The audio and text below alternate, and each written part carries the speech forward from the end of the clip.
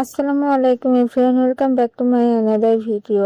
আজকে আমার গার্ডেনের একটা ছোটখাটো বিষয় নিয়ে শেয়ার করছি।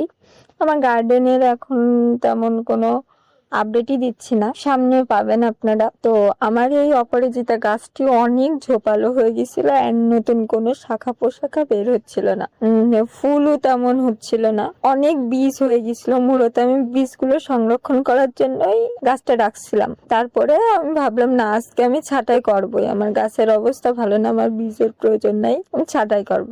আমার ছাঁটাই অলরেডি কমপ্লিট। অল্প কিছু ডাল আছে, এবার গাছের পিছন সাইডে একটা শুকনা বীজ আছে, আমি বীজটা সংরক্ষণ করার জন্য নিতে গেছি।